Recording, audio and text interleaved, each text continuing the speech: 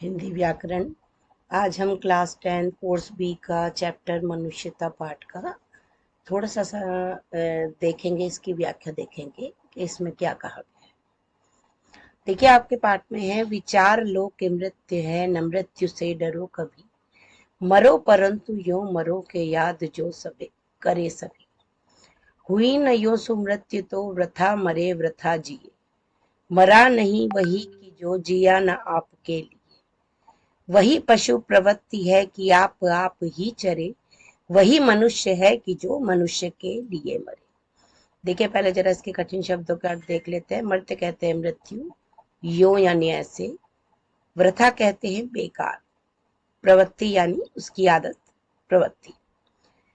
प्रस्तुत पंक्तियां आपकी पाठ्य पुस्तक स्पर्श भाग से ली गई हैं। इसके जो कवि हैं वो है मैथिली शरण गुप्त। देखिए बेटा, कविता में जो कवि है बताना चाहते हैं कि मनुष्य को कैसा जीवन जीना चाहिए जिससे कि सभी लोग उसको याद करें। कैसे याद करें? कि उसकी अच्छाइयों से याद करें। तो यहाँ पर कवि देखिए क्या कह रहे हैं। कवि कह रहे हैं कि विचार लो कि मृत्यु हो, मर्त्य है न मृत्यु से डरो कभी। वो कह रहे हैं इस बात पर अच्छी तरह से विचार कर लो कि मृत्यु जो है वो अटल है, वो तो आनी ही आनी। तो हमें कभी भी मृत्यु से डरना नहीं चाहिए। वह तो ये तो ऐसा जीवन का कटु सत्य है बेटे जो कि निश्चित है। मृत्यु तो आती ही है, हमें कभी भी इससे डरना नहीं चाहिए। मरो परंतु यो मरो के याद जो करे सके। कवि कहते हैं कि अगर आप मरो तो कम से कम ऐसी मृत्यु मरो कि आपके मरने के बाद आपकी अच्छाइयों से आपको लोग याद करें।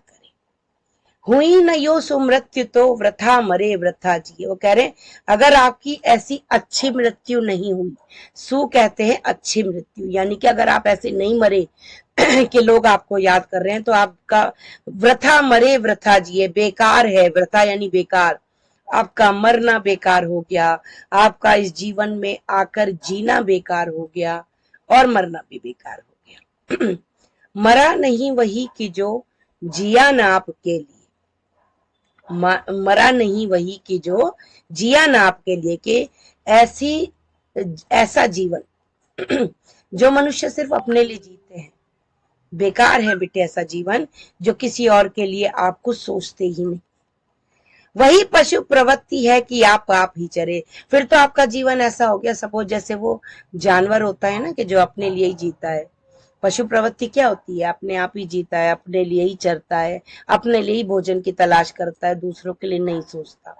तो आप ऐसी पशु प्रवृत्ति मत अपनाइए, अपने जीवन को पशु के समान मत बनाइए कि सिर्फ अपने ही लिए ही जीना जानते हैं, दूसरों के लिए सोचते ही नहीं। आप तो मनुष्य हैं, भगवान ने तो आपको मनुष्य का रूप दिया है। तो अपने जीवन को सार्थक करने के लिए, अपनी मृत्यु को सार्थक करने के लिए, सपोज के मरने के बाद आपको लोग याद करें। कैसे याद करें? जब तक आप किसी के लिए कोई अच्छी भावना नहीं रखेंगे, सहयोग की भावना नहीं रखेंगे, किसी के लिए कुछ त्याग की भावना नहीं रखेंगे, तो लोग आपको कैसे याद करेंगे? है ना?